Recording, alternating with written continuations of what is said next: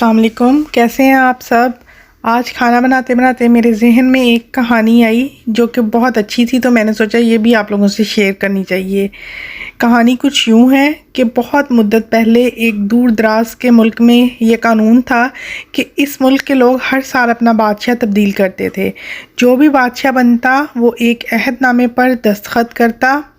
اس کی حکومت کا 1 سال مکمل ہونے کے بعد وہ اس عہدے سے دستبردار ہو جائے گا، اور جیسے ہی وہ بادشاہ دستبردار ہوگا اسے ایک دور دراز جزیرے پر چھوڑ دیا جائے گا جہاں سے وہ کبھی لوٹ کے نہیں آ سکے گا۔ جب ایک بادشاہ کا 1 سال حکومت کرتے کا پورا ہوتا تو اسے ایک مخصوص جزیرے پر چھوڑ دیا جاتا تاکہ وہ اپنی بقیہ زندگی وہاں گزارے۔ اس موقع پر اس بادشاہ کو بہترین لباس پہنایا جاتا اور ہاتھی پر بٹھا کر اسے پورے ملک کا الوداعی سفر کروایا جاتا، جہاں وہ سب لوگوں کو آخری بار خیر باد کہتا۔ وہ بہت ہی افسوسناک اور غمزدہ لمحات ہوتے، اور پھر وہاں کے لوگ بادشاہ کو اس جزیرے پر ہمیشہ کے لیے چھوڑ آتے۔ مرتبہ لوگ اپنے پرانے بادشاہ کو جزیرے پر چھوڑ کر واپس آ رہے تھے کہ انہوں نے ایک ایسا سمندری جہاز دیکھا جو کچھ دیر پہلے ہی تباہ ہوا تھا۔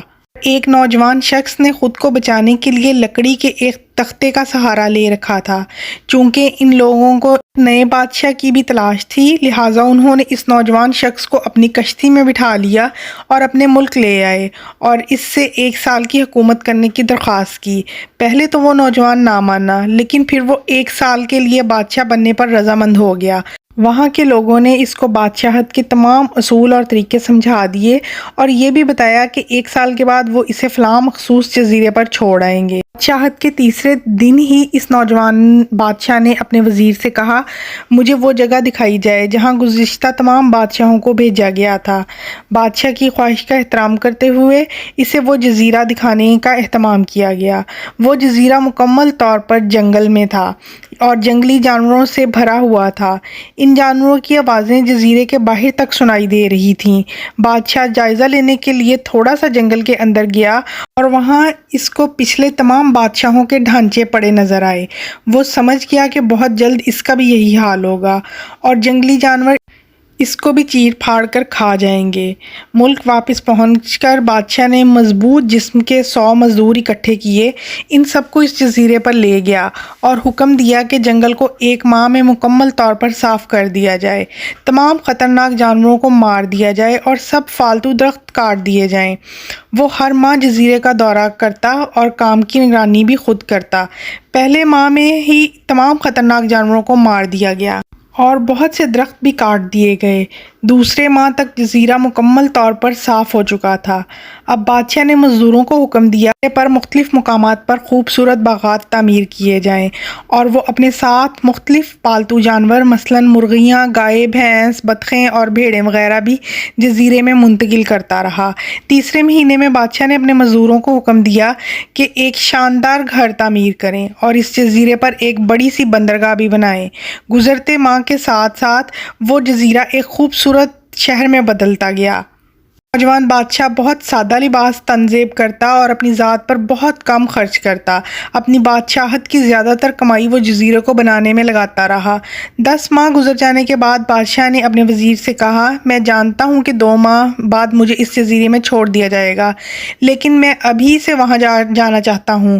وزیر اور دوسرے وزراء اس بات پر متفق نہیں ہوئے اور بادشاہ سے کہا کہ آپ کو 2 ماہ مزید صبر کرنا ہوگا تاکہ سال مکمل ہو جائے۔ سال پورا ہو جانے کے بعد ہی آپ کو اس جزیرے پر چھوڑا جائے گا۔ بالآخر 2 ماہ مکمل ہو گئے اور بادشاہت کا 1 سال ختم ہو گیا۔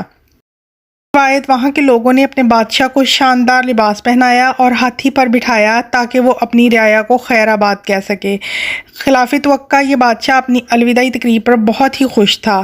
لوگوں نے اس سے پوچھا، اس موقع پر رشتہ بادشاہ تو رو رہے تھے لیکن آپ ہنس رہے ہیں، آپ کے اس قدر خوش ہونے کی کیا وجہ ہے؟